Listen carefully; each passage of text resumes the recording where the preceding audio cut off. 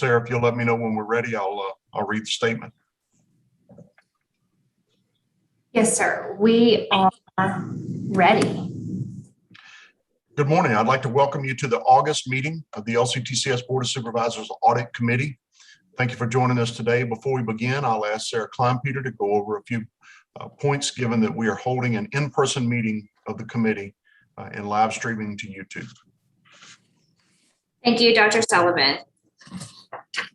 As a reminder, we are being live streamed. Please be mindful of that. You may view the board items via the links posted on the LCTCS website that were provided to you, the board, in your email. Members, please state your name when you make a motion. Public comments may be made during today's meeting via open conference call at 877-810-9415, access code 6499147#. That information is also on the notice of meetings that was emailed and posted on the LCTCS website, lctcs.edu. Any public comments received will be read during the meeting by the board secretary or a designee. All public comments must include an agenda number, a name, and a brief statement. Public comments are limited to 3 minutes per comment. This meeting of the Audit Committee will need to adjourn by 9:50 in order to accommodate the timely start of the 10 a.m. August LCTCS board meeting. Mr. Chairman, I turn the meeting over to you. Thank you, Sarah.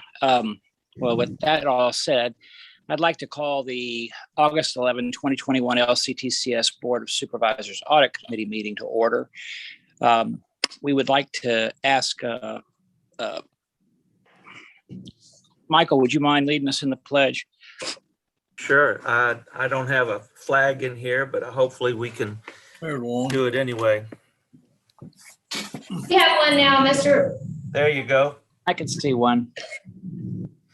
I pledge allegiance to the flag of the United States of America and to the republic for which it stands, one nation, under God, indivisible, with liberty and justice for all. Thank you, Michael. I had a chance to cheat a little bit and get to visit with Michael last week in preparation for this. I'll go ahead and let Sarah call roll. Sarah, do you mind? No, I'm happy to call roll. Supervisor Spahn Yes, is ma'am. here. Supervisor Mount. Supervisor Bradford is absent. Supervisor Carter is here. Yeah. Supervisor Roman Hardy is absent. Supervisor Slav is absent at this time. Supervisor Price here. And we also have Supervisor Smith, who's joined us for this meeting as well. Mr. Chairman, we do have a quorum of this committee present. Okay, thank you, Sarah. Would someone like to offer a motion to approve the June 9 meeting minutes? So moved. This Willie. A second. Thank you, Willie. Thank you, Ms. Mount and Ms. Carter. All right. Is there any I apologize. Mr. Spahn, we do, because this is a digital meeting, we do have to have a roll call vote for the passage of this item, and I apologize for not putting that in your cheat sheet. So we'll have a roll call vote to approve the minutes. Motion by Ms. Mount, second by Ms. Carter. Supervisor Spahn. Yay. Supervisor Mount. Yes. Supervisor Carter. Yes. Supervisor Price. Yes. Supervisor Smith. I'll vote yes, although I'm not sure I'm voting in this meeting. You lost it. Thanks, Steve. Thank you. And that motion passed unanimously by voice vote. Okay, very good. As I was saying, Michael and I had a chance to talk last week, and this should be one of the enjoyable audit reports. There's not a whole lot that we have to get knocked out, and there's no bad news in any of it. So with that, Michael, I'd like to ask you to review the audit report and projects in progress, please. Okay. Thank you, Mr. Chairman. Good morning, everyone. If you were at the meeting in June, we presented the year-end report for fiscal 2021. And at that time, we mentioned that 2 projects remained open and we were working on those. Those projects were our review of vendor payments at the colleges and our review of remote access that came about as a result of going, the COVID lockdown and whatnot. People were working remotely. The vendor payment review project at the colleges has been completed. Those reports have been issued. Happily, we did not find any issues that required management's correction or review. There were no findings. One thing that we kind of an offshoot of that project that's not related to the colleges per se is we're continuing to look at the vendor master file. The master file is accessed by all the colleges. And an old saying that I've come to believe is, there's a saying that says everybody's business is nobody's business. And when I may be wrong, I need to talk with Joe and some of the others. A master file is very important to a system. And when so many people can access it, you want to make sure that only those who need to access it can access it. And there are aspects of a master file that we're reviewing. And I'm not ready to report anything on that at this time. I just want to let you know that as a result of that review of vendor payments, we are taking a little deeper dive into the subject of the master file, the vendor master file. As to the remote access report that was ongoing, we are continuing that. We've got data for both River Parishes Community College and Central Louisiana Technical Community College. We hope to get those finished in the next couple of weeks. And after that, we'll move on to Delgado, North Shore, and Nunez. Those are the colleges we're looking at remote access for. By the time of our next audit committee meeting, both of these open projects should be completed. And if we can move on to unless anybody has any questions about those 2 projects, we can go on to item F. Please do. Okay. The internal audit plan for fiscal year 2022, which began July 1. Some of you may know, some of you may not know, we've had staffing changes here within internal audit. At this time, it's just myself and Jeff Fleming, who is our internal audit manager. We made some changes, and Jeff and I are working to finish the currently open projects ourselves. And we will be advertising for staff, hopefully in the next few weeks, with a view to having someone on board by the first of the calendar year. That's our goal.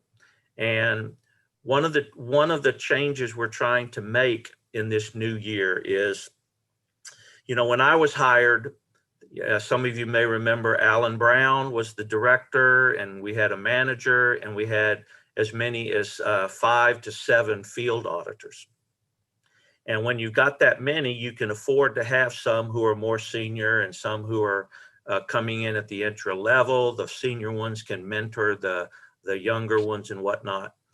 But when you're in a situation like we find ourselves now, where we've really at most got 2 field auditors, we really can't afford at this point to have entry-level folks. We don't have the seniority that can mentor the senior level folks. So when we advertise for these new staff members, we're hoping to advertise for some more experienced folks, especially in the area of data analytics, people who are familiar with accessing data off the system or receiving data and making good analytical decisions based on that. That's what we'll be looking for in these new hires. As well, in previous years, when we've presented staffing issues, others, some of you board members, and I know specifically Stevie Smith asked me this one time, is it possible to, have you ever thought about outsourcing a project? And at the time, we had not, because we thought we had the staff that could do the projects in-house. But now we're finding ourselves with a limited staff. And of course, there are some skills that we don't have in-house. So given this new audit plan that we will be presenting to you, on at least one of those projects, we will be considering an outsourcing of that project. I believe I hope the audit plan was sent to all of you and you had a chance to look at it. If you have it, you'll see I have it here. Do I need to share it? Does anybody not have the audit plan? I don't have it up right at the moment, Michael, but I could pull it up if you think it's necessary to look at. No, I just wanted to make sure everybody, I'm not speaking in the dark. The project that's on the plan that we are considering to outsource is the cybersecurity controls review. Cybersecurity, hacking, ransomware, this is in the news almost every day. And it's not something that we need to wonder whether we're going to be hit. We need to be worried about when we're going to be hit, because it is happening and it's going to happen. And the problem is the bad guys only have to be successful once to do a whole lot of damage. The colleges and the system office, we have to be successful every time in order to prevent damage. So we feel that this would be a review just to see where our colleges are. We have, we know one college a year or so ago was hit with a ransomware, and other colleges have been hit with other matters. So we think a review of our cybersecurity stance at the colleges would be a project that we should pursue. Internally, we don't have that expertise. So this is something that we would consider outsourcing under our purview, under our overwatch, and present to you sometime. In the other items, we have the financial aid controls, payroll controls. These are two projects that we probably can perform in-house and will perform in-house with Jeff and I, and hopefully with new staff.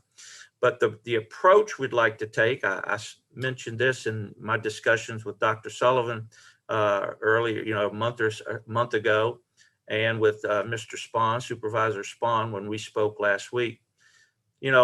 I'm not an expert in financial controls. I'm not an expert in payroll, but I'm an independent set of eyes that can go in and look at things. So what I'm proposing to do this year is to, before we start this project, maybe spend a day with some of the subject matter experts from around the colleges.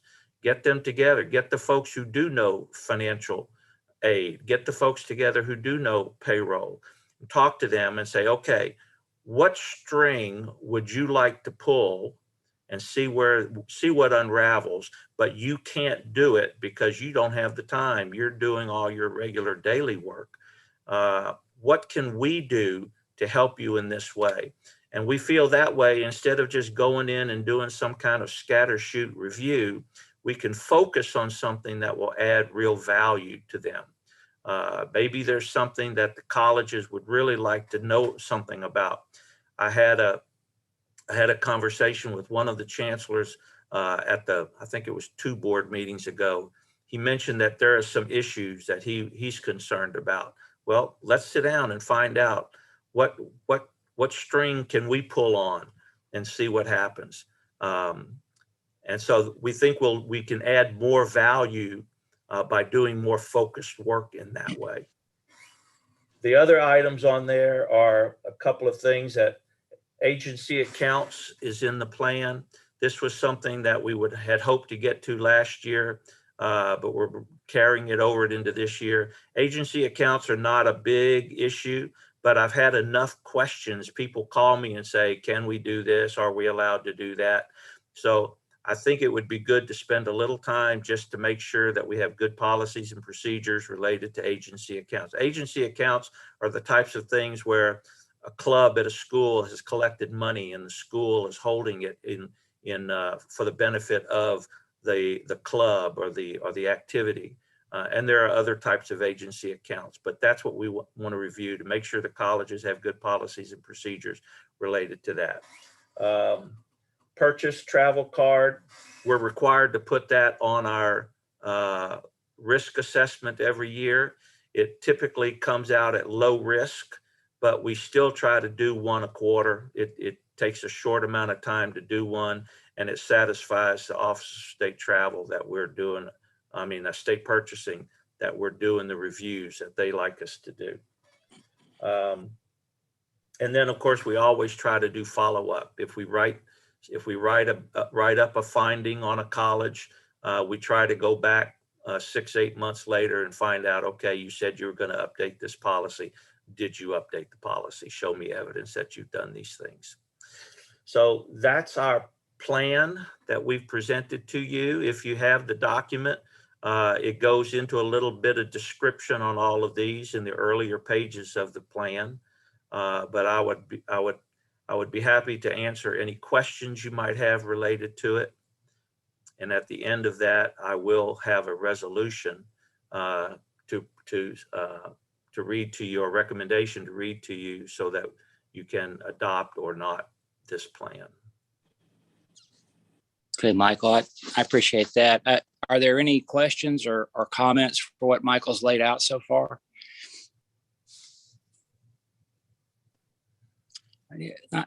Not hearing any. I think, Michael, I would ask that you go ahead and read the recommendation, see if we can't get our motion approved. Okay.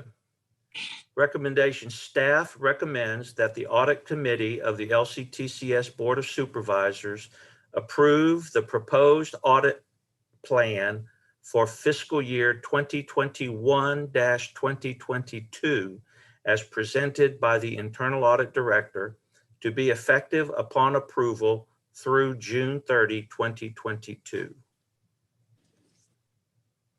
Okay. I now see the typo, Michael, but Yeah. Is there a motion? So moved. This is Willie. Thank you, Willie. And a second? Second by Mr. Price. Oh, thank you, Mike. All right. We will You need wanna a do roll a call. Yes, sir. We will need to roll call vote. And just for the record, Mike, I want to point out that members, what was provided to you in the recommendations page did have a typo, but the motion as read audibly is correct, and that is what we are approving. So Supervisor Spahn. Yes. Supervisor Mount. Yes. Supervisor Carter is on mute. Ms. Helen.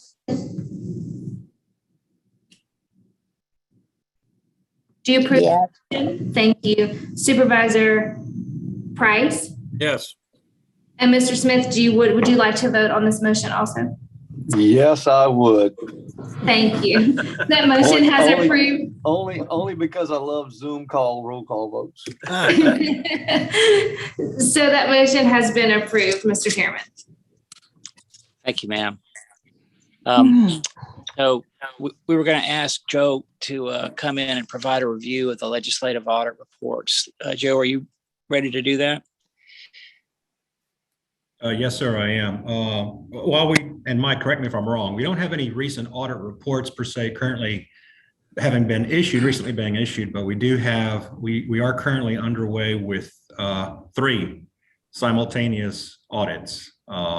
One is the annual financial audit that occurs every year throughout the year, practically, while our colleges are currently preparing their annual financial reports for submittal next week. The auditors have already engaged us with preliminary requests for information, financial information.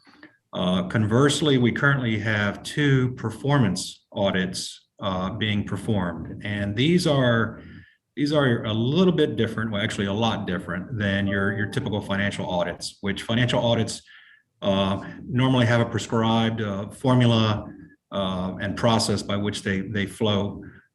Performance audits are a completely different animal.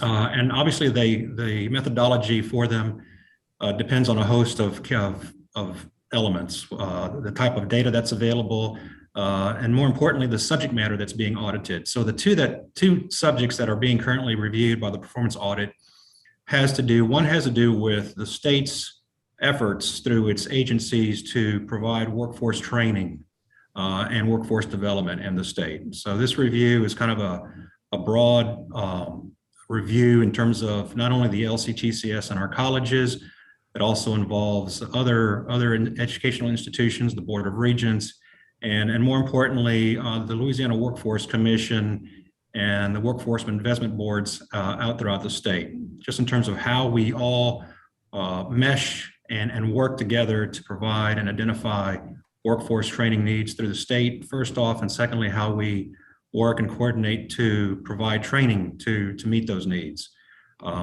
As of right now, I don't know if there's a time frame set for that one to be issued. It's just in its infancy, just starting. So it'll probably be 9 months to a year out. It probably will be next summer that we get that report. We also have an engagement that we mentioned at the last audit committee meeting dealing with affiliated parties and foundations, organizations with the LCTCS. And so we have started that process, that review process.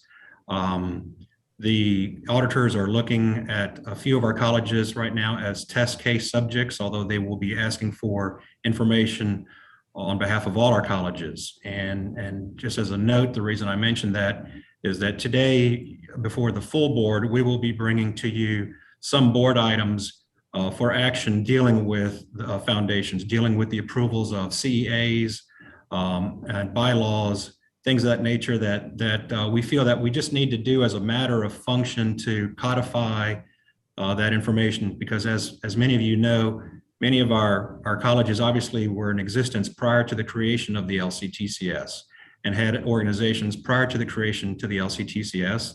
And even though while the LCTCS board in its infancy took action to adopt and approve any relations and prior agreements prior to the LCTCS into the new existence of the board, we feel that this is a good move to kind of help just bring everything together into one board item for action on behalf of the board for all our colleges. So I mentioned that just to kind of give some context to a few items that you will see as board members later on today in the next hour or so.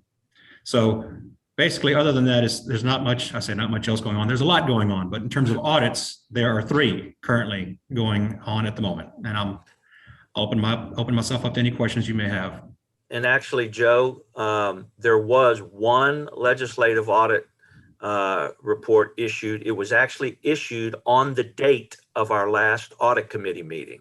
So I didn't find out about it until I went back to the office. Refresh my memory. That was Fletcher, and there were no findings. Correct. So it was a very clean audit. So right, correct. That's why it didn't stick with me. Yeah. And the other thing I would say in relation to what Joe has talked about, the audit that's currently undergoing, the financial audit. Some of you, Mr. Price and probably Mr. Spahn and maybe some others, will be getting a request for a disclosure letter, comments, a bunch of questions on the matter of fraud, what you know about fraud, what's the board's attitude towards fraud. They do this every year. And typically in the past, I've actually drafted the letter and sent it to you for your signature or modifications as you choose.